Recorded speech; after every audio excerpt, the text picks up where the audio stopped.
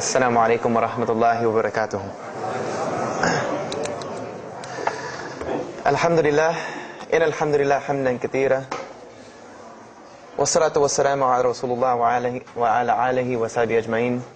أشهد أن لا إله إلا الله وحده لا شريك له وأشهد أن محمدا عبده ورسوله وختام النبيين ورحمة للعالمين وداعيا إلى الله بإذنه وسراج منيرا. أما بعد.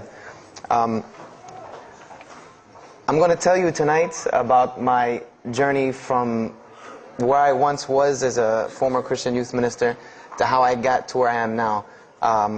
There's a lot of bumps in the road. You know, it seems pretty clear. Yeah, you're a minister and now you're a Muslim. You know, but there's a little bit more to it, inshallah. So just bear with me, and hopefully you'll get something out of it. Because the point is, at the end, is I want you to get the message behind the story. Because if I was traveling around the country just to tell my story, then I would be wasting time. It's on YouTube. Anyone can go get it from anywhere in the world. So inshallah, we're going to begin at the beginning. I was born and raised in Greenville, South Carolina. I was born and raised in Greenville, South Carolina. And I was raised by my grandparents because at a very early age, my mother had stepped out and my father was working 2 jobs. So it was me and my grandparents. And my grandparents were the traditional, conservative, Southern Christian folk, as they say. They were born in, they were very, very conservative in their ideals and their ideologies, in their ways. You know, as you hear about, people being set in their ways, that was my grandparents. Like we did it this way, and this is the way you did it every single day, and that was it. And we were very religious in the sense that we went to church on Sundays, we went to church Sunday evenings, we went to church Wednesday. And in Christianity, that's considered very religious. And it was not hard for us to go to church, and it was not difficult for my grandmother to drag me to church every Sunday, which as a kid is what they had to do, because the church was 2 houses down from our house. There was 2 houses, and then there was the church. So it was not hard for them to drag me every Sunday. And I hated church as a kid because of the simple reason that, we were brought up United Methodist. And Methodist is, for any of you know, it's very traditional. It's not like you think about like screaming and shouting in church and all that. No, you listen to the preacher, you stand up and you sing, you sit back down, you listen to the preacher, you stand up and sing, you sit back down, listen to the preacher, and that's it. That's all that happens. And the pews, as they call them, the chairs are made out of wood, they're hard, you get tired of sitting there, you're fumbling around, playing with the money that my grandmother gave me to put in the offering plate, all of these things. That's what I remember from church as a very small boy. But the thing that I do remember enjoying about church was Sunday school. Sunday school is what I got enjoyment from, because went to Sunday school, you painted pictures, of like Noah building the ark, you painted, all these pictures of Moses splitting the Red Sea. You learned the stories of Moses freeing the children of Israel from Egypt. You learn the story about him splitting the Red Sea. You learn the story about Noah and the ark. You learn the story about David and Goliath. You learn all these beautiful stories in Sunday school. So this was basically, as coming up, this is what I knew about Christianity, was the stories that I learned in Sunday school, because I never listened to the preacher during regular service. So that was the only thing I knew about Christianity. So coming up, this was how it was. It was just the norm. And the conservatism in my house, just to give you an example, and about the level of conservatism, is, if let's talk about gender issues, let's say when I became 12, 13, 14, and I started to actually, notice females, and I actually didn't think they had diseases and wanted to run away from them every time I saw them. Let's say I wanted to have a girl over or something of this nature. It was so serious to my grandmother that I had to make an appointment with her, let her know this girl was coming to my house. We had to sit in the formal living room, which in the South, I don't know how it is here, but you have the dining room, then you have the formal living room with all the nice stuff that you don't go in unless there's company over. And my grandmother either had to be sitting in the same room with us or in the kitchen where she could see directly in the room. I mean, this is just how it was in my house. This is how my grandmother and grandfather were. They were very stern. They were very loving, but there were rules, and those rules were the way they were, and they did not change. So this was my upbringing. And I would say at about the age of 12, 13, 14, more along the age 13, 14, I started going to the Saturday evening youth services at my church that were for 12 and up. And the youth services were held in the gym, and they were totally different than church. At the youth services you went, we played basketball, we played volleyball, we played dodgeball, we played every kind of sport, and we ate pizza and cake and candy, all the stuff kids like to do. And at the end, the youth minister, who happened to be my catty corner neighbor across the street. When I was 14, he was 17. He was the youth minister, so he would sit us down and give us a 30-minute lecture about Christianity, about something about God. He would give us a 30-minute sermon, and that's how the youth services were. And going to these youth services, I met some other people who went to other youth services. They invited me to Young Men for Christ and other things that were going on in South Carolina. And so I started to go to these different retreats and camping trips with them. And so that is when I would say that I started to become a Christian out of will. I became a Christian because I wanted to, not because it was something I was dragged to do. I started to actually want to be Christian. This is something I wanted to do. I made my own choice and my own decision to do it. So when I turned 15, I started going to high school. And when I was a freshman in high school, my best friend, who was the youth minister, was a senior in high school. And I remember we had a very close bond because I had not had my license yet, so I used to ride with him to school every day. And it was a big deal for me to be able to ride to school with a senior, especially since he had a brand new, or it was a brand new, but he had a restored '67 Mustang, which I've always been a fan of cars when I was a kid. So we had a very close bond, and we were very good friends because both of our parents were very similar. They didn't let us do much. So we spent a lot of time with each other. And when I became a sophomore, he graduated and started to attend Bob Jones University. I don't know if that rings a bell with anyone, but Bob Jones University is a very prestigious conservative Christian college in South Carolina.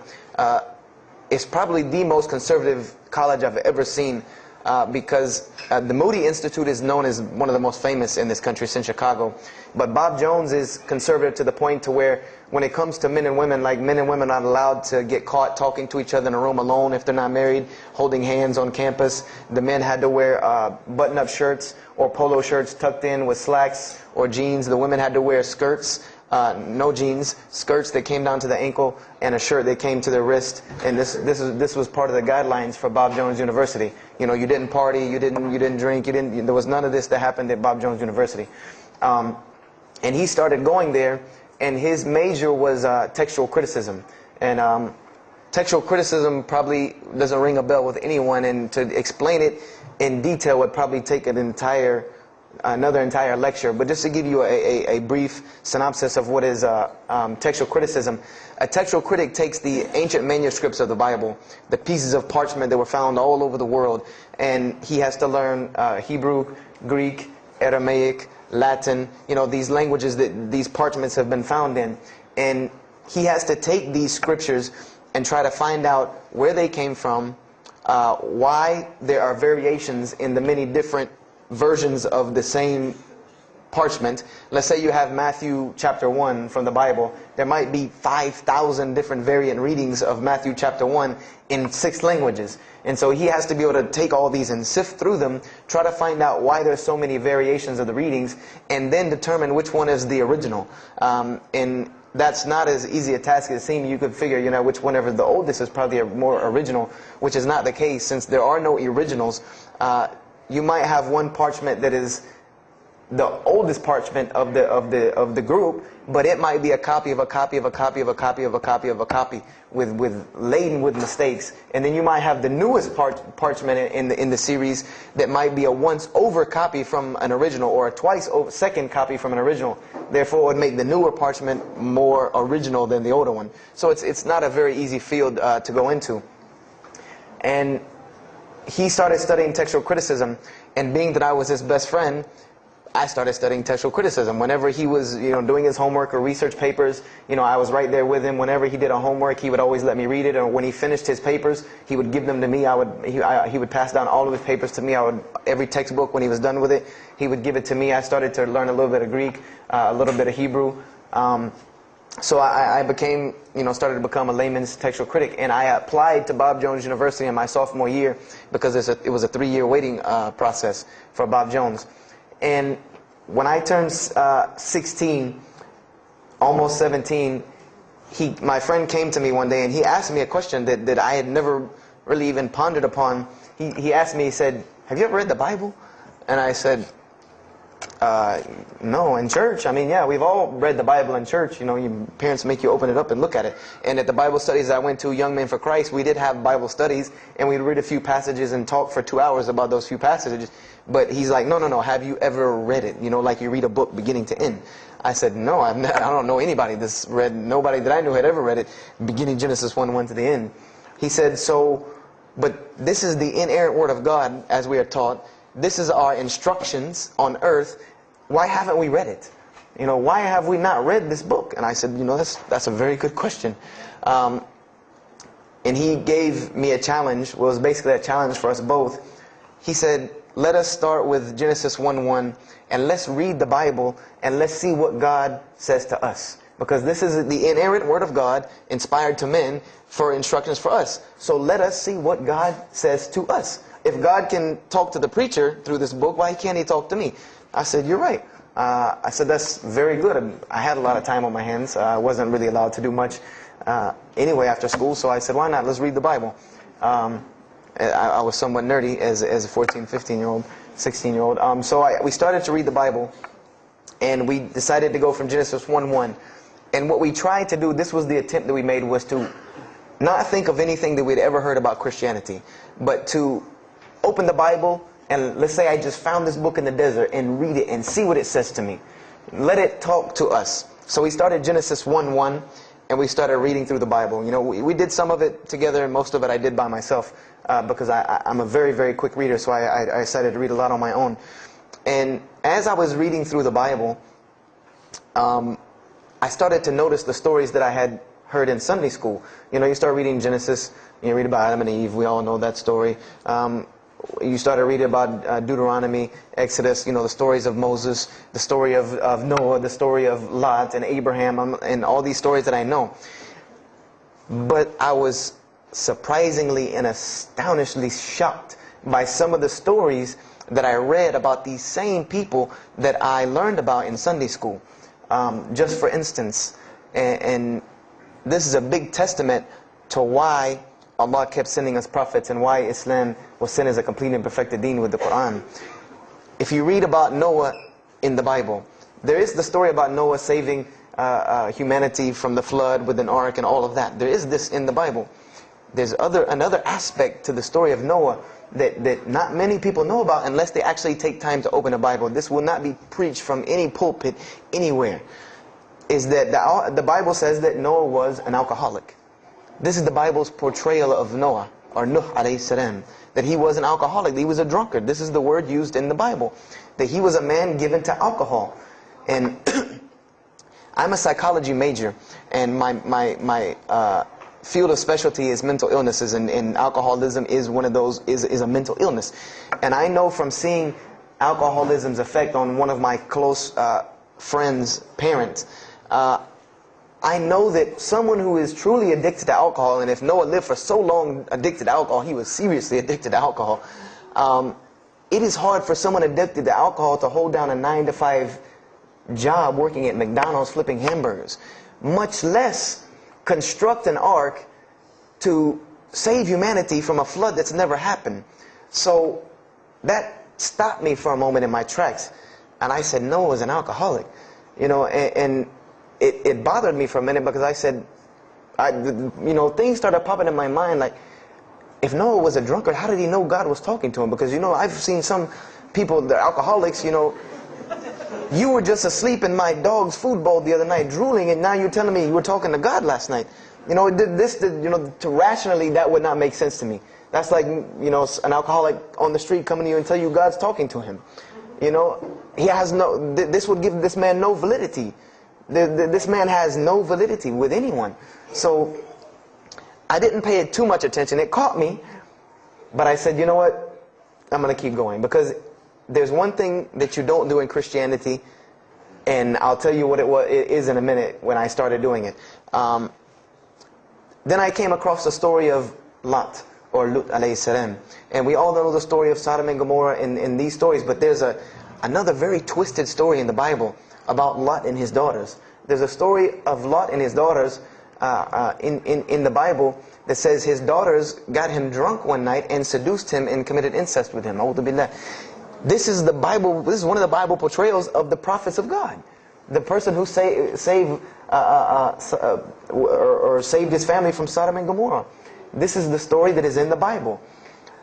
So I'm catching myself again, like, oh, this is becoming a really bad habit that I'm seeing. This is becoming a bad recurrence that I'm seeing over and over again in this Bible. So, after that I started, speeding through some of the other mumbo jumbo to get to more of these prophet stories.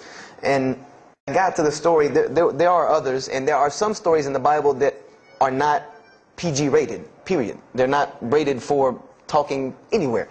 You would need an 18 and up ID card to be able for me to even tell you these stories. So the one that intrigued me, that caught my attention the most, was of my most beloved story in the Bible, and that was of David and Goliath. That was my most intriguing story to me, because not only was, it said that in the Bible that David was a very small man and Goliath was a very big man, and that was appealing to me because I've always been very short, and as a kid I was really short. So, I said this was a very beautiful story to me, just in its prose and in its concept of overcoming. And so I started to read about David. And there are very beautiful stories about David in the Bible. There are indeed. But there is one story about David in the Bible that shocked me to my core. And it's a story about three people. There's three people in this drama: David, Bathsheba, and Uriah. And it says that David saw this woman named Bathsheba. And she was one of the most beautiful women of her time. And she happened to be married to one of the commanders of his army named Uriah. But David on this day decided that he was not able to resist his temptation to be with this woman Bathsheba, so he did. And he committed adultery with her. And knowing that he did this, the way that he decided to cover it up was he sent a letter to the generals of his army saying that when the battle was fierce, for everyone to pull back and abandon Uriah so that he would be killed, and when he dies then he could have Bathsheba, no harm, no foul. So David went from being the slayer of Goliath, the hero from man, to an adulterer, a plotter, and a murderer. And so this is when I really caught myself and said, hold on now. Something's wrong here. Something's got to give. I said, because to me, God's prophets in my mind were people of example. People who I could follow as an example. Someone who was supposed to be the best of us, so that we could follow them and emulate them. And they're turning out to be worse than some of the people that you see on America's Most Wanted. David is somebody that, if I only knew this about him from the Bible, I see him coming down the street, I'm going the other way and calling 911, because he has to have a warrant out on him for something. This is what I'm thinking in my mind. This man is not an honorable man at all. He killed Goliath, yeah, but he killed this other guy named Uriah to be able to commit adultery with his wife. So I committed the cardinal sin in Christianity. I started asking questions. This is the one thing you do not do in Christianity, is you don't ask questions, especially not about issues like this. So I went to my pastor and I started asking questions. What's going on here? Pastor, there's a very bad recurring habit about these men in the Bible. What is the deal here? And I remember he told me the same thing that almost every pastor or every evangelist or anyone I talked to about this, same answer, almost like it was programmed. They would put their hand on my shoulder and say, Brother Joshua, don't let a little bit of knowledge wreck your faith, because you're not justified by knowledge, you're justified by faith. And they would quote me verses like, lean not on understanding, Paul's, we're justified by faith in Jesus Christ. They would quote this whole line of thing to me like it was already pre-programmed, that they programmed in pastor school that people are going to ask you questions and here's the answer. So I said to myself, I don't know, Pastor, this just seems kind of odd. He said, let me tell you something. What you're reading is the Old Testament referring to God's covenant with the children of Israel. And they were a different people, a very stubborn, crazy people. So why don't you move on to the New Testament? In the New Testament, you'll find the new covenant that we're under with Jesus Christ, and I promise you things will change and be better. I said, okay, perfect. So I went ahead and finished and got to Malachi and then started with the New Testament. So I opened the New Testament. I said, here we go. Let's start all over again. But there were a few things that I had learned from the Old Testament that I wanted to keep in mind when I started to read the New Testament. I learned, number one, that God was one in a unique sense. This is what I learned from the Old Testament, that God was one in a singular, unique sense. This is over and over and over and over very clearly in the Bible. God's nature is one. This is so clear through the Old Testament. And that He was very jealous about His worship. And every single time the children of Israel would turn to something else other than Him, He would punish them and restrict their lifestyle. This is something that I learned. And it kind of, the similitude to me with how God dealt with the children of Israel was, and I hate to use this stark contrast, but it's almost as if one of us went out, God forbid, I hope not, and let's say we went out here and robbed a bank. You rob a bank, you're going to jail for a long time. And every day when you wake up, do you think that jail is going to look like the Hilton at LAX? No, I doubt it. It's probably dark, cold, bad food, orange jumpsuits, not nice people, the whole 9 yards. And the reason why this is, and I know this now from studying psychology, is that this is supposed to be a stark reminder every single day when this person wakes up that you are in jail. This is supposed to remind them every single day you're in jail because you committed a crime.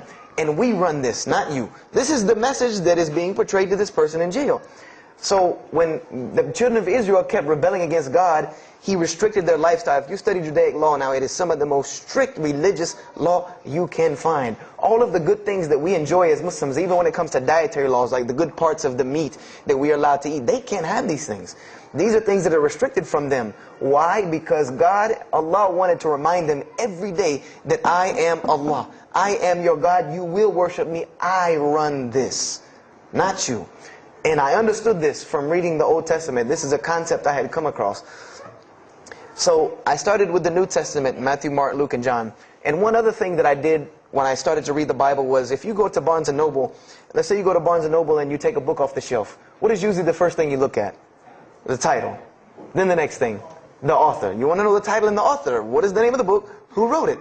And if you do this test with every single book of the Bible, you get a title and no author. Author unknown.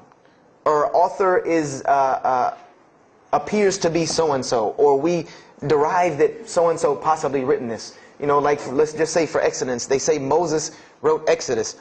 Which if you read some of Exodus, he couldn't have written all of Exodus because the last part of Exodus is Moses' death, burial, and Joshua taking over the children of Israel. And now unless Moses was a sure indeed prophet that was able to write things after he died, then he did not write these things. And so when you go to Matthew, Mark, Luke, and John, I wanted to know Matthew who, Mark who, Luke who, John who, because it's called the Gospel according to Matthew. The bad thing is that no one knows. No one knows because no one penned their name down to these things. No Bible scholar in his right mind will tell you that we know for sure Matthew so-and-so wrote this, Mark so-and-so wrote this, Luke so-and-so wrote this, John so-and-so wrote this. It's factual information that we do not know who wrote these. So I was intrigued. I'm like, that doesn't, why would somebody write this book that's supposed to be passed down over generations and people are supposed to, this is the inspired word of God to guide mankind, and nobody decided to pin down who wrote it. But anyway, I started to read it, and I started to notice things about the teachings of Jesus Christ. And they were not what I had learned in church. When Jesus spoke, He spoke of the nature of God. And when He spoke of the nature of God, it was the same nature of God that I found in the Old Testament. Jesus said many times that God is one. God is unique. He would even quote from the Hebrew Scriptures. Hear, O Israel, the Lord your God is but one. When He was asked, what is the greatest commandment? He was asked the greatest commandment. He said the greatest commandment, and every Muslim should understand these two concepts. This should be nothing new to you. The greatest commandment is to love the Lord your God with all your heart, with all your might, with all your strength, and then to love your neighbor as you love yourself. He said the rest hang on these two, which we know in Islam we have rights of the Creator and rights of the creation. So this was the concept that He was teaching. And He even said in 1 John 5:17, and this was more clear to me than anything else can be. This is life eternal, that they may know you, the only true God, and Jesus Christ, whom you have sent. And when you look at that in the Greek and the Aramaic, it is almost exactly to a T of La ilaha illallah Muhammad Rasulullah. Now that I know Arabic and have understood that, very same similar statements. Yes, indeed, there were some implicit statements about that you could implicitly, if you took them and separated them from everything else, you could maybe derive that Jesus was trying to claim some divinity or something for himself. But I also know from doing psychology, and I did a little bit of law too, that an implicit statement cannot override an explicit statement. An explicit statement always takes precedence. So if Jesus said God is one, and he anagorically may have alluded to God being more than one, then the clear statement overrides that each and every single time. So this is what I found through the New Testament. And I also found that Jesus taught salvation. But his salvation that he taught was obeying God and following the commandments. This was his mode of salvation. One man asked him, "Good master, tell me how I can inherit the eternal life." He said, "Follow the commandments." Follow the commandments. He even, in Matthew, was so sincere about it. He said, "Whosoever shall follow the least of these commandments and teach men to do so shall be called the greatest in the kingdom of heaven. But whosoever shall break the least of these commandments and teach men to do so shall be called the least in the kingdom of heaven." So this I understood very clearly, that Jesus taught the same nature of God that was in the Old Testament. He taught that the salvation lied in worshiping God and following the commandments. This I understood. Matthew, Mark, Luke, and John were very clear about this. There were other things, the only begotten Son, but these things were not in red letter, so I did not give them as much weight as what I did to the actual words that Jesus Christ was saying out of his own mouth. So I read Matthew, Mark, Luke, and John. All of it was saying the same to me. I said, and I was thinking to myself, this is not what I was taught about Christianity. You're taught that God is 1 in 3, 3 in 1. 1 equals 3. Father, Son, Holy Spirit. Jesus died on your cross to forgive your sin. And there was another thing that I noticed from the Old Testament, and this is a beautiful lesson to Muslims, because you're asked this all the time, especially when it comes to dawah. And I never put 2 and 2 together until I learned Islam and then read the Bible one more time. Is I wanted to know why the Jews wanted to crucify Jesus so bad. Why so bad? They could have just mobbed him anywhere and killed him on the street.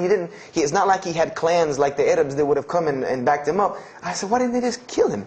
Why were they so strict and sincere to tell Pontius Pilate, you got to kill him and you need to sanction it? We can't do it, but you need to sanction it to kill him. And now I understand it. Was that Jesus had a mission, and that mission was to share God with the world.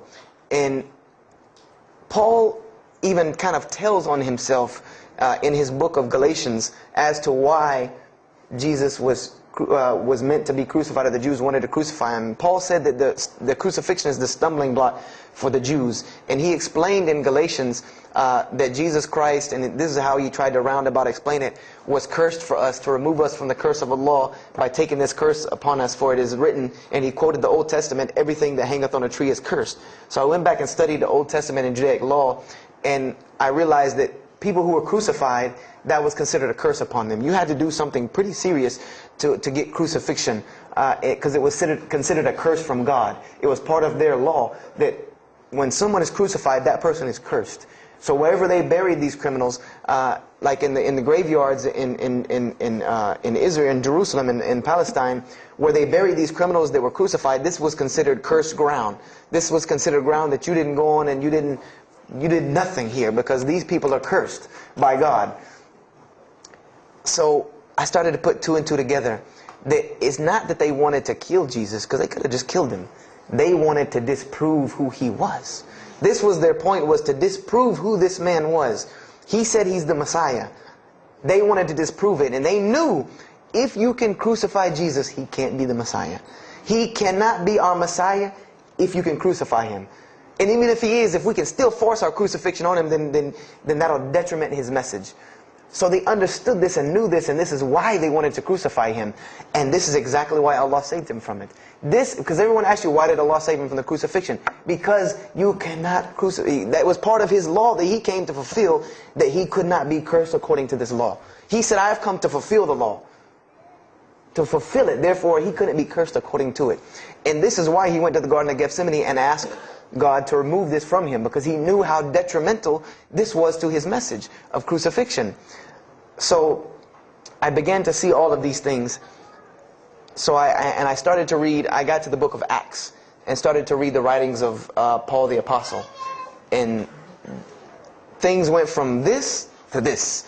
It went from one way to another way. It went completely flipped, turned around. The entire teachings went from obeying God, worshiping God, following the law, to worshiping Jesus Christ and abolishing the law completely. Paul even wrote to the Galatians, "Oh, you foolish Galatians, why are you still following this cursed law? Jesus Christ came as a curse to remove us from the affliction of this curse." So I said to myself, but Jesus just said a few books before this that whosoever shall break the least of these commandments and teach men to do so shall be the least in the kingdom of heaven. And here you go, Paul preaching this gospel to abolish the law. So I even asked, what is going on here? So I started asking my pastor, and my pastor said, now you're getting into deep water. You know, now you're starting to question the New Testament. You really have some issues. You know, they even thought that I might be, possessed and all kinds of things. So I had a very big conflict going on inside of me, and my friend took me to his textual critic teacher, his professor. And what this man told me probably wrecked my faith in Christianity. And I always say, I doubt he would be very happy me traveling around the world telling people that a Christian professor from Bob Jones University wrecked my faith in Christianity. But he did. Because what I asked him was, what happened to all these contradictions? In the Old Testament there are many contradictions. If you study Hebrew language, you'll understand that when you read some of the Old Testament or the Torah, that there are some parts of the Torah that you can see is the most beautiful Arabic that you can see, the most beautiful Hebrew that you can see, just like when you read the Quran. It's very beautiful Hebrew. And then 2 chapters later, you'll see Hebrew that looks like a broken 3-year-old who is trying to scribble some Hebrew down. It looks very colloquial, very dialectic. You can tell it's not the same person speaking. So I went and asked him about all this stuff I saw. And he told me, he said, what you have is a book written by men over centuries and centuries and eons and eons.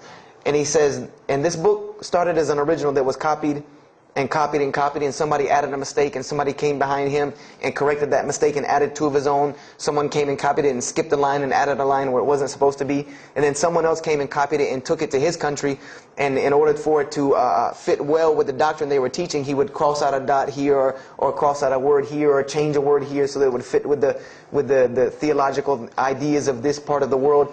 And he said, and after all these years, you have a book now that is compiled from all of this, written by the hands of men that still have men's fingerprints left on it. And that's what you have. You have an imperfect book that is only perfected through faith.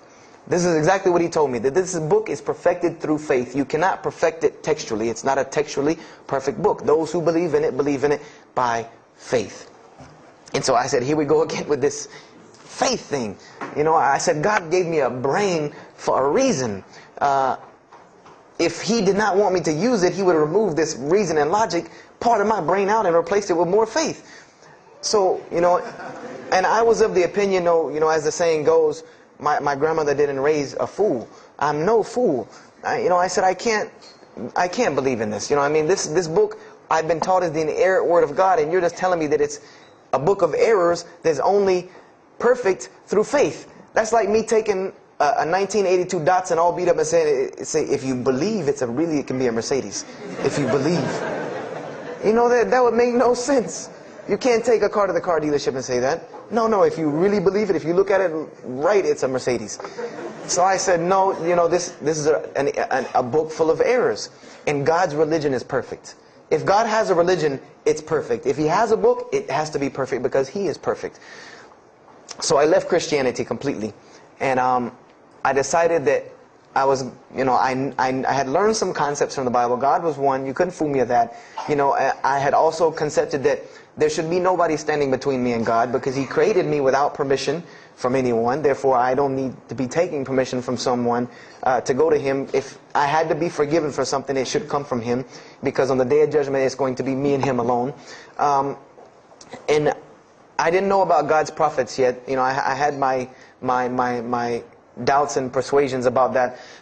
So I decided to start searching other religions. I went back to Judaism. I studied Judaism. I found the same thing that Jesus taught about two spiritual Jews that leave the law, and Jews that were so caught up in the law that they left no room for spirituality. I studied Buddhism, Hinduism, Taoism, Confucianism, Wiccan, Bushido. Everything I could get my hands on, every type of ism or religion, I studied it. But there was one litmus test that I used for every religion. And whenever I met them, or the people, or whatever about this religion, I would always ask them, do you have a book? Do you have a book? Because another thing I had come to the conclusion of is that if your religion is true, you should be able to tangibly hand me something and show me that this religion is true. Give me something that I can see. I don't want to hear that faith stuff anymore. I heard that all my life, and look where it got me. It got me thinking I'm driving a Mercedes running around in a 1982 beat-up Datsun. I said, no, you have to show me. And so I read the Bhagavad Gita, I read the Torah, I read the Scrolls of Tao, I read the Code of the Bushido, I read the Wiccan Book of Spirits and Spells and all that other magic stuff they have. And I read all of these things, and I found something very congruent with all of it, was that there were very same philosophies and teachings in all of these major religious books. They all talked about God and His nature. Most of them alluded to the fact that God is one, and that God sends messengers to us and people to us to teach us. But they were filled with a whole bunch of garbage, to be honest with you, that I couldn't logically, rationally believe. So at about the age of 17, just about the time, about 17 and a half, I gave up my search for God. And I became kind of angry with God, because I said, here I am looking for you, and I can't find you, and it doesn't look like you're giving me any help. And I don't know how many of you know, but for a 17-year-old that is frustrated with God and the world, there's a lot of trouble he can get into. There's a lot of things he can do to put himself in predicaments when he's frustrated with the world and had come to the conception that, if there's a God that exists, then He doesn't really care about me. That's a kind of a dangerous young man. So I started doing the whole partying in trouble, going to parties, drinking underage, all of this stuff I started doing. I'm a perfectionist at heart. So when I was a Christian, I tried to be the best one I could. If I was going to switch to being any other religion, then I was going to do that 100%. So you better believe when I went after the dunya, I did that 100%. And I was a martial artist since I was 15 years old. And even though it was only 2 years, 2 years at 17, you think, you're Bruce Lee. So I got into a lot of fights.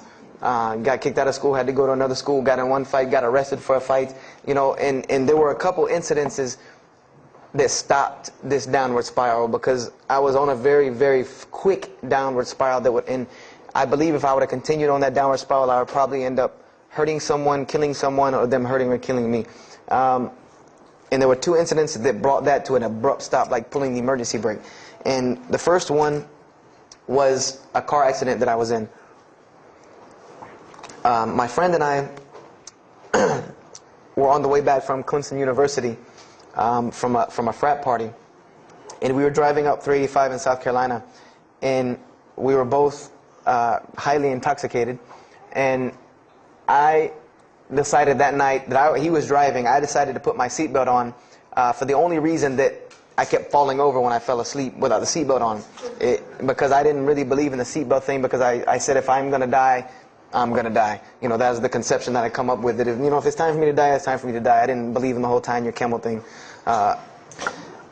So I put on my seatbelt, and I fell asleep. And the next thing I know, I remember waking up with the car shaking. And I woke up to grab my friend, because I thought maybe he had fallen asleep. But when I woke up, the only thing I saw was the tree line and then the pavement coming right at my face. And the window smashing and the car flipping, the whole 9 yards. And us landing in a ditch. And I remember getting out of the car. That was the first thing I thought. you know, number one, I couldn't believe that, you know, you don't really think about, oh, you're alive. No, you just move. I jumped out of the car and realized that I had jumped out of the back of the car that wasn't there anymore. It was still in the median on the other side of the highway, and the front part of the car was over in the ditch.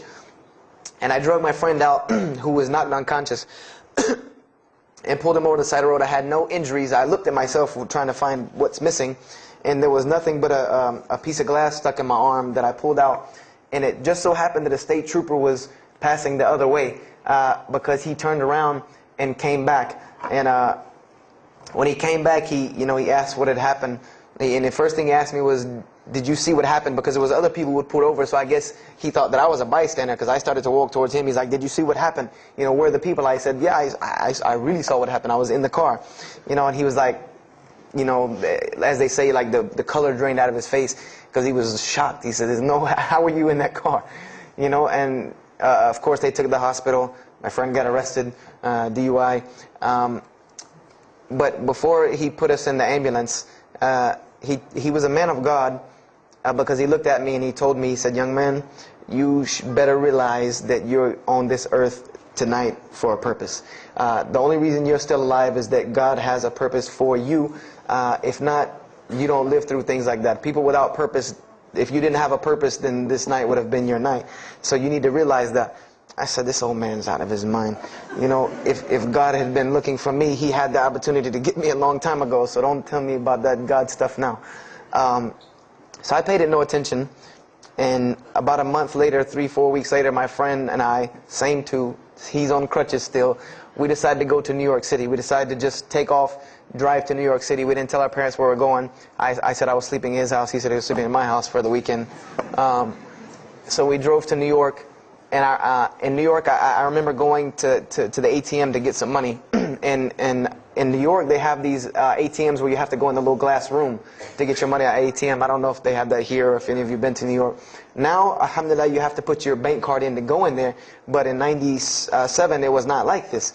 You went in, and it was almost like the game Mousetrap, because you go in, take out your money, criminal comes right in behind you. There's nowhere for you to go. You know, there's nowhere to run. So I went in and I took my money out of the ATM, and I heard the door open behind me. You know, so I turned around. You know, I thought somebody was coming in behind me, and there was a man who put a gun to my face. And he must have really, really, really, really needed this money, because he didn't ask me anything. He didn't say a single word. I just remember looking at the gun in my face and him pulling the trigger. And it was a revolver.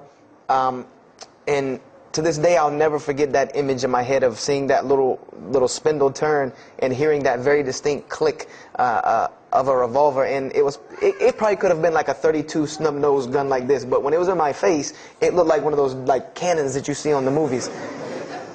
And I remember when he pulled the trigger, I didn't think anything. You don't think anything. You just blank. You just go into this like shock of blankness. And then a couple seconds later, thankfully I had been doing martial arts. That might have helped me overcome the fight or flight syndrome, because all I could think was, go! You know, like myself kicking myself, like, what are you doing? Go! So I bum rushed him. We went flying. He went flying. Money went flying. Gun went flying. And I took off and went to the hotel and didn't say anything to anybody. We went back to South Carolina the next day. And I didn't say anything because we weren't supposed to be in New York. My grandfather would have killed me. If that guy didn't kill me, my grandfather would have took care of it. So I didn't say anything until about a month or two later. You know, I kept having nightmares about this same incident. I kept having night terrors from this incident. And so I told my grandmother about it. And she told me the same thing that the officer had told me. She said, you know, you have to realize that God has a purpose for your life. You're here for a reason. People don't go through the things that you've been through and still walking on this earth without a reason, and you're pushing the limit. This is what she told me. You're pushing the limit, really. God has something for you, and He wants you to get it, but you're pushing it. And she didn't tell me to go back to Christianity and study my Bible. The only thing she told me was that God hasn't gone anywhere. You just have not looked in the right place yet. And so I decided to put myself back together. You know, the car wreck, the gun thing, the getting arrested for fighting, like all of that, like really made me stop really quick and think, that I need to get my stuff together. So I became an agnostic, someone who I believed in God with no form of religion. I prayed to God on the floor on my hands and knees, because this is how all the books of God, this is how the Bible, the Torah, the New Testament, the Bhagavad Gita, all of these scriptures that I ever read, they said that this is how the men of God prayed. And it was during this time that I did read one book about Islam in the public library, because I had never heard of Islam ever. But I remember I was looking in the religious section in the library at school, and there was a book about Islam, and or it was in the library, the public library, and I remember it was some title like "Why I'm Not a Muslim" or some one of these titles that was propagandistic against Islam, but I had no idea. So I just took the book and I read it, and I remember it said that Muslims, M-O-S-L-E-M-S, and any of you knowing Arabic knows that's a very derogatory word. A Muslim is someone who oppresses someone else. That's a very quick sleight of the pen that was used in the past for a very real purpose.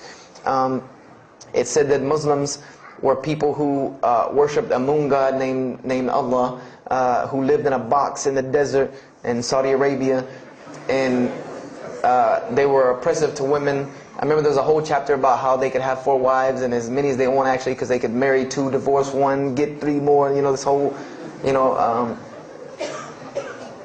it said that I remember the one thing that really caught my attention was the whole chapter on jihad, where it said that Muslims were allowed to kill non-Muslims at any time, at any place, without discretion, and it was an honorable act, and not only would they go to heaven before it, but they would get 70 virgins on the way. So I closed the book on Islam, put it back on the shelf, and marked off Islam off my little list of religions, and said thanks but no thanks, and if I ever see a Muslim, I am out. And I said I'm pretty safe in Greenville, South Carolina. I had never seen a Muslim ever. So I said, I don't have to worry about running into no Muslims, thank God. So, I started, just worshiping. I tried to just be a good person, pray to God, ask Him for guidance, try to be a genuinely good person. And I remember what changed is when I met a Muslim.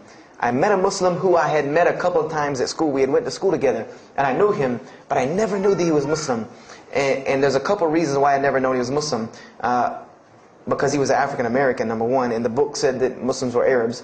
And number two, I didn't know, I thought Muslims ran around, marrying as many women as they want and killing non-Muslims. I didn't know that they could also be part-time drug dealers. So I never knew that this guy was Muslim. I didn't put 2 and 2 together. So we were at his house one day, and me and my other friend, the one that I got into a lot of trouble with, I'm trying to keep him out of trouble now. We were at his house, and we were debating something about religion. I forget what even the topic was, but you had 2 teenagers thinking they know everything. And I was trying to explain something to him about the Bible.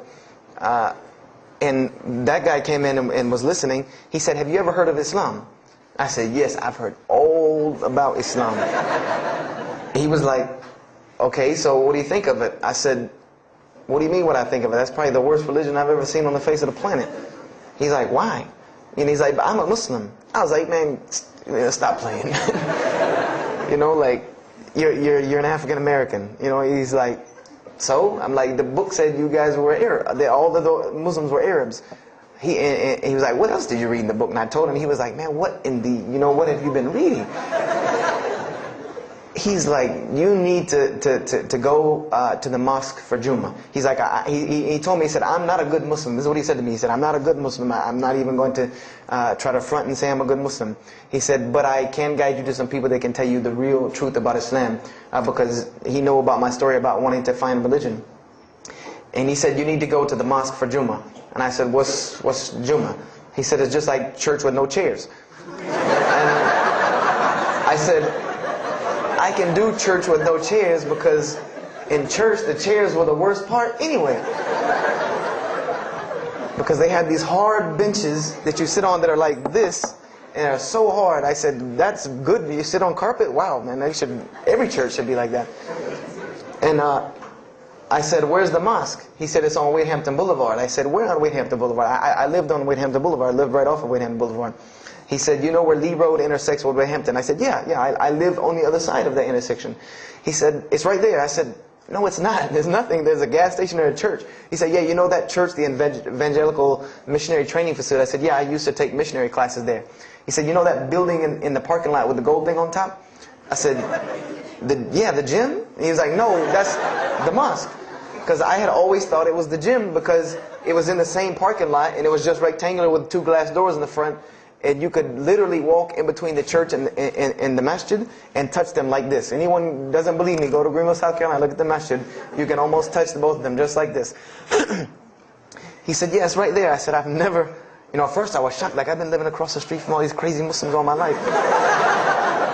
I said, I never knew. And he told me to go to Jummah, and I asked him what time. He said he would meet me there at 1 o'clock in the afternoon on Friday. So I said, okay. I went on Friday, and I'm waiting outside for him. I'm not going inside. That's not happening. And I'm seeing all these people going in. And at this time, it was a predominantly Indo-Paki Arab masjid. Anyone who went in was not American, period. And I did not see even one African-American going there. And I did see one. And then when he went in, I heard him talking in a dialect that I realized he was probably from Africa. So I said, he's not American. So I'm not going. I'm waiting, and I'm standing outside, sitting on the church steps, and the imam pulls up and parks right in front of me, who I had no idea he was the imam. But he got out, and he asked me, am I waiting for someone, this, that, and the other? And I explained to him. He said, oh, yeah, we know this brother. You don't see him that much, but we know who he is. He said, I'm glad you came. He was a very, very nice, gentle young man. And he invited me into the mosque, and I kind of wanted to wait on my friend, but I didn't want, at the same time, I didn't want to tell this man I don't want to go in. So I went in, and they put me in the back and gave me a chair anyway. And I said, I came to sit on the floor. And they gave me a chair anyway, and all of these people are piled up in front of me. And there's no Americans here, and I'm starting to wonder, if this is a setup, because it's starting to smell like a setup to me, because in my mind, I'm like, you've been set up before, and this seems kind of like this. So, and I'm starting to think in my head, scenarios, a young mind at play. I said, this other guy, my friend, he probably was in the same situation like me, and he probably made a deal with them to get out, as long as he brought other Americans and tricked them into coming to the mosque, so they could do their jihad after Jummah and get their 70 virgins. So I'm sitting here, and there's all these people in front of me, and then there's a curtain with all these people behind me making noise, and I have no idea who's back here. So I'm stuck in the middle of this. I hear that it's some women, but I don't, there's a curtain. I have no idea. So I'm like, there's something very odd about what's going on right here. I'm like, just let me make it. I'm starting to look for the exit. I'm like, calculating how many people are between me and the exit. I know some martial arts, so I said I might hit a couple of them, and I'm out. And then the imam came, and I just now realized that he was the imam because he got up on the minbar, and they started to call the adhan. And, I said, okay, that man seemed nice. He seemed genuinely nice. So I felt a little more comfort. And then he got up after the adhan, and he started his khutbah. Inna alhamdulillah nahmaruhu. And I said, oh my God. I said, I bet you he's talking about me. And he's being forceful. He was getting loud and banging on the minbar, and he's pointing in my direction. I'm like, oh man, I gotta get out of here really quick, I said, well, I'm gonna take my chances with the women behind me. I'm going through the curtain. And then he started to, when he got done with his Arabic tirade, he started to explain it. That verily all praise belongs to Allah alone, or God alone, and Him do we worship, and Him do we seek help and assistance. We seek refuge with Him from the evil that lies. He explained what he said in Arabic, and it sounded to me so beautiful. It was very, very beautifully prosed, what he said, and I wanted to know where he got that. I said, where did he get that? Because it was only about God and about the nature of ourselves. All of us should know that the beginning of the khutbah, and he quoted the 3 verses from the Quran. O you who believe, fear God as He should be feared and do not die. And instead of a state of submission to Islam, he was a very wise man, because he translated everything. It was almost as if he knew I was there and translated everything for me. And he. I remember to this day what the khutbah was about. And I don't know if he did it because I was there, or if that was his already planned khutbah, but it's almost as if it was meant for me. The khutbah was that, the title of it was that the forgiveness of Allah is open to anyone at any time, at any place, no matter what, unless they have committed shirk. And the prose of the khutbah was a very long hadith. That some of you will know. And just to make it short, it was the hadith where the Rasulullah ﷺ met Angel Gabriel or Angel Jibreel, and Angel Jibreel was telling them to tell him that if the Muslims commit this certain sin, to tell them that Allah would forgive them. And every time he would tell the Muslims, they would say, okay, well then what about this sin? And he would go back and meet with Angel Jibreel, and he would go back and come back and say, tell them that Allah will forgive him for that. And this discourse happened, for many different sins. And then finally Angel Jibreel alayhi salam said, tell them that Allah has said, no matter what they do, even if their sins are compiled, like the oceans are from the east to the west, as long as they have not associated a partner with Allah, tell them that Allah will forgive them. And I remember he told me that, or he said that, that the door of repentance to God is open as long as you have not seen the angel of death or the sun hasn't risen from the west. I didn't really understand the sun risen from the west thing at that time. But, and he said that, God's forgiveness has to come from God alone. And this was the whole premise of his khutbah, was on forgiveness and tawbah. And I was saying to myself, these are all of the same concepts that I had formulated through reading the religious scriptures myself. And I'm asking myself, where did he get this stuff from? Where did he get all this? And he started using names like, he used the name Ibrahim alayhi salam, he used the name Musa, and I'm like, he translated it to Abraham and Moses. I'm like, where did he, where is he getting these? These are names from the Bible, I know these people. And so after the khutbah, they started lining up for the prayer. And I got apprehensive because everybody's getting up in front of me and blocking my exit from the door. And so I guess one guy in the back saw me, and because I had to move back a little bit, he said, we're about to pray. And I said, pray to who? And he said, to God. I said, which one? And he said, the one that created the heavens and earth. The same one that's in the Bible, the only creator of the heavens and earth, the only God. I said, yes, I know him. And so the Imam started to pray, and when he recited the Quran, I know it sounded very intriguing. I had no idea what it was. But then when I saw Muslims bow and prostrate on the floor, verses and verses of every religious book that I had ever read started ringing off in my head, that this was the way men of God prayed. And the first thing that I could think of in my mind was, this is worship. That's what I said to myself. This is not prayer, because prayers are asking God for something. These people are worshiping God. So I said to myself that you've written this religion off way too easily. I thought I was a much more open-minded person than that, and I was ashamed of myself that I had written it off with just one little book. I had put all these studies into the other religions. I read this one thing about Islam and was done. So I went to the Imam after Jummah. He talked to me, and I would have to say that I was probably a little bit rude with him. And I've asked him to forgive me. I saw him a few years later. I said, you got to forgive me for the first time you saw me. Because he started telling me, would you like to know a little bit more about, he had a very heavy accent, he was an Egyptian brother. Would you like to know a little bit more about Islam? He tried to give me some pamphlets. I said, no. I don't want any of this right here. I said, do you have a book? This is what I wanted to know. Do you have a book? Can you give me? He said, yes, we have a book. I said, it's called the Quran. I said, can I read it? Is it in English? Can I read it? He said, sure, you can read it. And then he tried to explain it to me a little bit, how it came by. I said, nah, just give me the book, because the book should speak for itself. So I took the Quran home, and on Friday night I started to read it, because this is a book I had never seen before. And I was very interested. So I went home and I opened the Quran, and I read the Fatiha. It seemed to me kind of like the Lord's Prayer. It was a little similar to what I found in the Bible. But then I started to read Surah Al-Baqarah. I started to read Surah Al-Imran. And I started to see names that I had seen before. I started to see names like Abraham, Moses, David, Jesus, Yahya, John the Baptist, Zechariah, Mary. And I said, I know all of these names, but there was something different about these people in this book. The prophets that I found in the Bible were people that were deplorable, of not very good character. These same men in the Quran were someone who were at the highest echelon of moral character and moral fiber. They were someone that was an example to be followed because they lived the message that they preached. Therefore, they were able to be followed and emulated. So, I read all of these chapters and I read the story of Jesus, peace be upon him. Because when I saw the name Jesus first, that really intrigued me. I wanted to see, what does this book have to say about Jesus?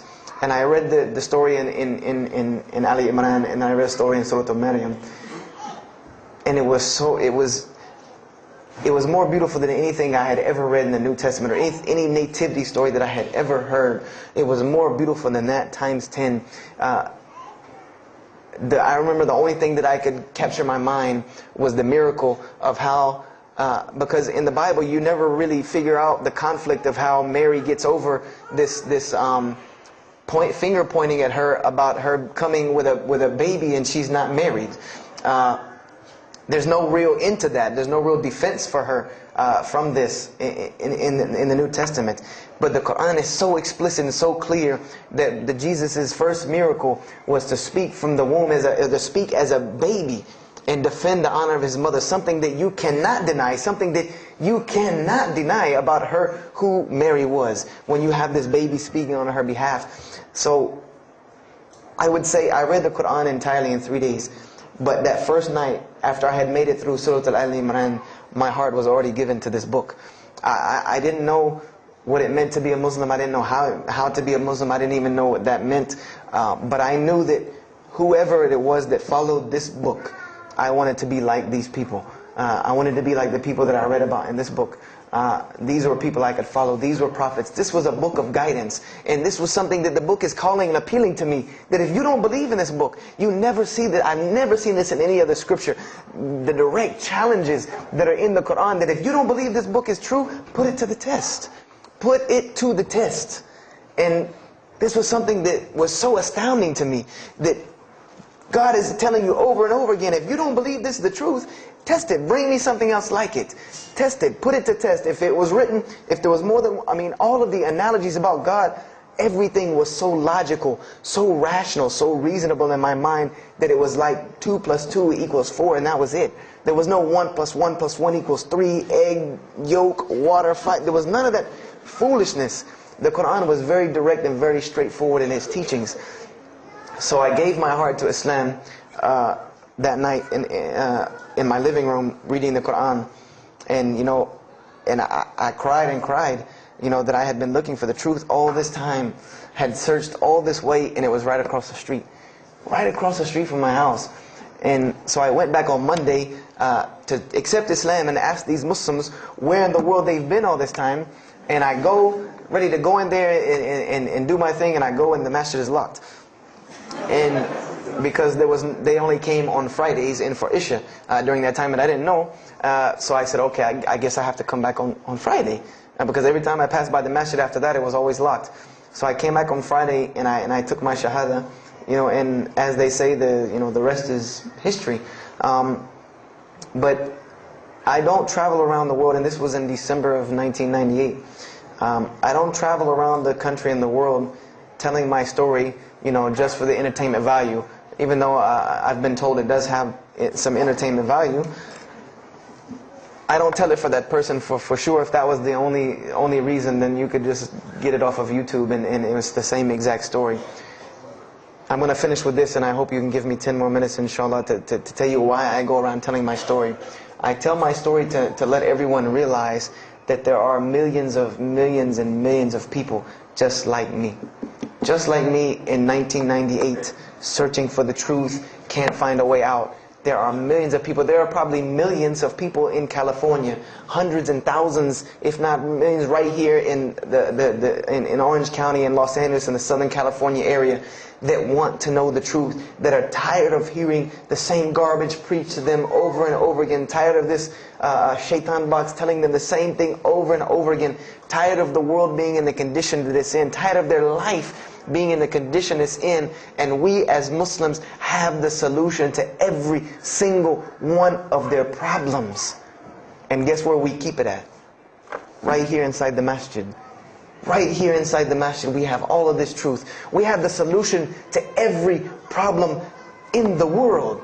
You want to solve the world hunger? The problem of world hunger? Islam has the problem. You want to solve the problem of world poverty? Islam has the answer. You want to fix the economic situation of this country? Islam could fix it tomorrow. And this was in an op-ed piece in the Washington Post. In the Washington Post, there was an op-ed piece that the two markets that are falling apart in this country are investments and housing. And there are two people in this market that while the rest are bottoming it out, this market is steadily climbing. It's not getting rich overnight like people want to, but it is continually going up, and that is Islamic financing and Islamic housing markets. These two things are so steady and so strong that economists in DC are trying to figure out how they can take some of these Islamic principles, from these investing and housing firms, and plug them into this system to give it some stability, because they realize that you won't get rich overnight in the Islamic system, but it will be stable. It will be something that will give stability. So they are starting to find out that Islam has the answer and the solution to their problems, but we already know this. We already know this, that we can solve every world problem with Islam, would put it into it. But the problem is, we're hiding it from the people. Unfortunately, willingly or unwilling, knowingly, unknowingly, we are hiding this from the people.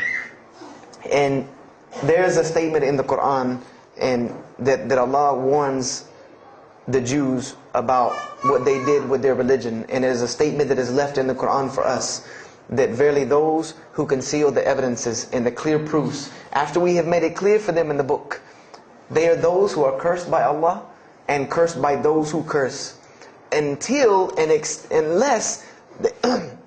they repent and reveal that which they have been concealing. Those I will accept their repentance, because I am the one who accepts it, the most merciful. We have become guilty just the same way the Jews have of hiding the truth about their religion. When they saw the Prophet Muhammad ﷺ, they knew the truth and wanted to hide it. People, we know the truth about Islam, and we are hiding it. We as Muslims are running around begging Allah for dignity and honor and help when He has already given it to us in this deen. Everything that a Muslim could ever want has already been given to him in this deen of Islam. Anything that you ask Allah for, there is an account set up for you to go take it out of. You just got to find it where it's at.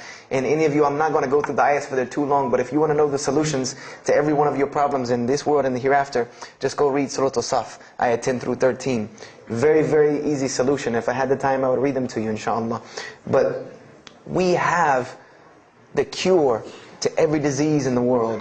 And we're not giving it to the people. And I want to use this as a parable because I really want this to hit home with you. Let's say, what is your name, brother? Abdullah, mashallah. Let's say me and Abdullah are best friends. We're brothers in deen, we're roommates. And we've been roommates for years and years and years. And let's say brother Abdullah has contracts an illness, a disease that is one of the most painful diseases that any human being can ever go through in his life. And it's not something that is going to kill him quick. Let's say this disease is going to suffer and fester with Abdullah and make him not be able to eat, sleep, nothing. He's just miserable all the time. When I come home in the evening, he's rolling around on the floor in pain. And let's say I know him in this condition, and let's say one day I come across the cure for his disease. Someone tells me that if you give this to Abdullah or anyone like him, he will be instantly cured and he will never suffer again.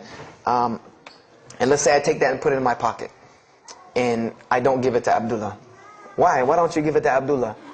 Well, number one, I'm way too busy. I have 2 jobs, going to school, I have a long commute back and forth, I got to drive up and down the 405 every day. I don't have time to give Abdullah this medicine, man. If he wants the medicine, he'll go get it himself. I don't have time, I'm really busy. Number 2, I'm not a doctor. I should not be prescribing Abdullah medicine, and I'm not knowledgeable in medicine. If he wants help, he should go see a doctor. I'm not a doctor. Number 3, Abdullah's, please forgive me, but Abdullah's kind of stubborn. He doesn't really listen very well. He probably, he's kind of set in his ways. So even if I tell him this medicine is good for him and it'll cure him, he probably wouldn't even take it anyway. So why waste my time? Do any of these excuses sound familiar? And let's say I don't give this medicine to Abdullah and he dies. And let's say he dies the most painful death that you can ever imagine. I want to ask you a kind of rhetorical question. Do you think on the Day of Judgment that Allah is going to call me and Abdullah up and ask him about this incident between me and him because I've oppressed him? I have oppressed him. I've allowed him to suffer knowing that I could ease his suffering. I'm sure Allah is going to ask us about this. But you know the beauty about Islam is that if Abdullah was a good Muslim, bore this disease patiently and died, he dies as a shaheed, inshaAllah.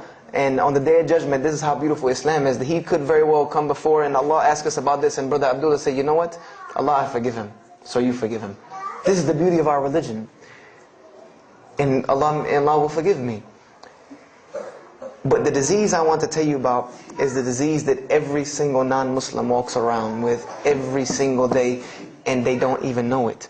It has no real physical symptoms, and that's the disease of shirk, the disease of being jahl, being ignorant about Allah subhanahu wa ta'ala. Allah gives them life, and they worship someone else. Allah feeds them, and they thank someone else. He created them and fashioned them in the womb of their mother and knows them better than they know themselves. And they have no idea who He is. They don't even know who He is.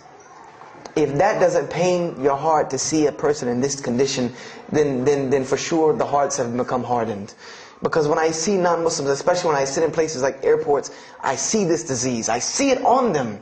I see them walking around with it. And there's so many of them passing me, I think to myself, there's no way I could talk to all of them. There's nothing I can do. And this disease is something that not only is not going to show up as a physical symptom, and is going to leave them ignorant about Allah subhanahu wa ta'ala, but when the day they die, they will die the most physically painful death that anyone can ever suffer. The Rasulullah ﷺ said that when the angel of death comes to the disbeliever, it doesn't come kindly. He yanks the soul through the nose, and it's as if his flesh is torn from his bones. It's as if they take Brother Abdullah and turn him upside down and stuff him in a human paper shredder. This is the death that is waiting for those who do not know Allah subhanahu wa ta'ala. And you know the unfortunate thing? That while you've been sitting here listening to me, thousands of people have died. Thousands of people have lost their life not knowing Allah while I'm talking to you right now. People in this city have lost their life, and there's nothing we can do about them. They're gone. It's too late for them. We can't save them even if we want to. And that's a deplorable, deplorable, sad, sad fact that we can't save them. But there are many, many, many, many who we can save. And that all that takes is us taking this light of Islam we have and showing it to the world. There's a statement in the Bible, and I finish with this. Whether Jesus ﷺ said this or not doesn't matter, because this statement is one of the most profound statements that has been somewhat of a focus for me in my mission of da'wah. It is said that no one would bring a candle into his home and then place a bucket on top of it, because then no one would benefit from the light. No, if someone would bring a candle in their home, they would set it on the table in the middle of the room so that everyone could benefit from this light. And unfortunately, the Muslims of this generation, we are a bunch of candles with buckets on top of it. No one can see our light. No one can see the beauty of Islam in it. Believe me, if you don't see it, believe me, take it from someone who was once standing on the outside looking through the window at that light. It is one of the most beautiful things you can ever lay your eyes on. It is a treasure to be found of treasures. And everyone else can see this, and they will see this if we show it to them. If we allow Islam to be Islam. If we start becoming Muslims, meaning that the best form of da'wah that you can do to this world is very, very simple. It's not complex. It doesn't take a 10-hour workshop, even though some of the details do. But if you want to know the way, the best way to do da'wah is for Muslims to be Muslims. That's it. Study our history. Study the history of Islam. Why was the world conquered by Islam? Not through military campaigns and wars, but through Muslims being Muslims. The most populated Muslim country, Indonesia, was because of Muslims being Muslims. A few Muslims deciding to get up off their behinds and go to another country and live their life as Muslims, not shaving off their deen to be pleasing to those people, but being Muslims. And when the people asked them and inquired, what is it about you backwards Arabs that we've heard all these crazy things about? Now you come out of the desert with pristine moral and character, and you have better ethics and morals than we do. What is it that has happened to you people? And their answer was, La ilaha illallah, Muhammad Rasulullah. That we believe in Allah and He has sent us a man named Muhammad, and we emulate his lifestyle. That's why we're like this. This is what conquered the world for Islam. This is what conquered people's hearts for Islam. Was the truth and the beauty of it and its simplicity of its message. This is what brought me, and this is what the world needs. With all of this foolishness going on in the world, this is what it needs, the simplicity of Islam, whether they want to hear it or not. They know it in the bottom of their heart. When you show them the truth, even if they turn away from it, they know it's the right thing. They know it's the truth. And on the day of judgment, you can stand before Allah subhanahu wa ta'ala, having washed your hands and saying that I did my job. And I finished just one more thing. I finished with this. If you don't believe this is important, if you don't believe this is one of the most important things you can do as a Muslim, then the last statement of Prophet Muhammad ﷺ to the Muslims as a whole, he gave his farewell sermon. And we know that what his farewell sermon was a summary or a synopsis of what Islam is and its general principles. And he knew this was the last thing he was going to say to the Muslims as a whole. And how did he end this sermon? Those who are here, pass this on to those that are not here. For verily it may be that the last one that hears my message may understand it than those right here among us. He gave a command to those Muslims to pass it on, and for those Muslims to pass it on, and for those Muslims to pass it on, until there was no one left to hear this message. This was a command he gave, the last command he gave to this ummah as a whole. And then what happened? He pointed his finger to the heavens and said, "O Allah, bear witness that I have indeed conveyed your message." And upon saying this, what happened? Allah revealed the surah, "This day I have perfected for you your deen, and completed my favor for you, and chose for you Islam as your religion." And the last statement that Prophet Muhammad ﷺ gave to us before this was revealed was that we must pass this message on. He gave us that duty. He took that duty that was only reserved for prophets. No one else, no other. If you don't believe me, go read Surah Al-Bayna about what was commanded of the other nations. No other nation was given this opportunity and blessing to pass on this deen except us. Because there are no more prophets coming. So the job falls on our shoulders. Qurans are not going to fall out of the sky and hit people when they're walking down the street. This job has now become ours. And just like if the Prophet Muhammad ﷺ had not done his mission, he would have been accountable before Allah. If we do not do our job of spreading this message of Islam, we will stand before Allah on the Day of Judgment. Don't be the person standing before Allah on the Day of Judgment and your neighbor that you've known, your co-worker that you've known 10, 15, 20 years come and find you and tell you, you knew this day was coming. You knew this day was coming and what was going to happen to me, and you did not say anything to me. And those people will complain to Allah about us. They will complain to Allah about us. Because we have the truth right amongst them, and we're not giving it to them. We need to stop hiding it in our masjids, in our homes, in our hearts, and we need to give it to the people. It's beautiful, trust me. Just hand it to them. Just hand it to them. I promise you they'll take it, because it's something that is so pure and pristine. And now forgive me for probably going over my time, and if we have time, I want to leave some time for questions and answers. I will be outside to take any questions and answers. The only last thing I want to announce and let you brothers and sisters know is one of my biggest dawah projects is a DVD project that I do. And my goal is to put a DVD about Islam in the hands of every single person in the United States of America. Right now I'm working on Florida and I have other brothers working in other places because people will watch a DVD. We did studies on this, and people will watch media before they'll read a book or before they'll listen to an audio CD. And alhamdulillah, through these DVDs we've gotten, I would say, an average about 2 shahadas a month. Because my personal contact info is on the DVDs, and people watch them and they call me and I converse with them, and usually most of them accept Islam. I just had a shahada the day before yesterday from Irvine, Texas, from someone who had bought the DVD and given it, a Muslim had bought it, gave it to his friend. His friend hated it or didn't want it, so he gave it to another person, and that person gave it to a co-worker at work who watched it and accepted Islam. So this is one of my biggest projects. And the way this project works is I make 100 DVDs, and I brought 2 of them with me today. I'm going to explain what they are. The way this project works is I make 100 DVDs, and 75 of them go out to different dawah arenas. And the other 25 I make available for Muslims to purchase for 2 reasons: so that they can be, so that I can buy another 100 to make, and so that you can share in this ajr along with me. Because when you purchase a DVD, that makes another DVD, or you give it to a friend, then you share in this ajr with me. And everyone knows that da'wah is the biggest pyramid system because of the hadith Rasulullah sallallahu alaihi wasallam, that one who calls to guidance gets the same reward as the one guided, without that reward being lost from him. So I made these DVDs available to the Muslims so that you can put a little effort in da'wah and make another 100 inshallah. So I brought 2 today, and they're outside. One of them is called Islam in the Bible, which is basically what I just told you in a PowerPoint format, so that you could see all these verses that I saw, all these things that I read that allowed me to see the truth of Islam very clearly when I saw it, and I coincide them with the Quran so that you could see them. And there's another one the other one's called The True Gospel of Jesus Christ, where I go through the New Testament. Well, first part I think is an interview about me and my story to Islam, and there's some other Q&As on the other DVDs about nature of God and all these different things.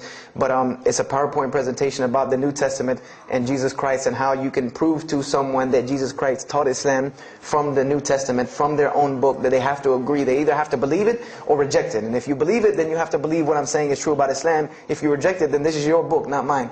So, I try to use these 2 teaching methods, and they also can be given to non-Muslims because they're in a PowerPoint format. They're in a very educated format, and they're available outside for $10 each.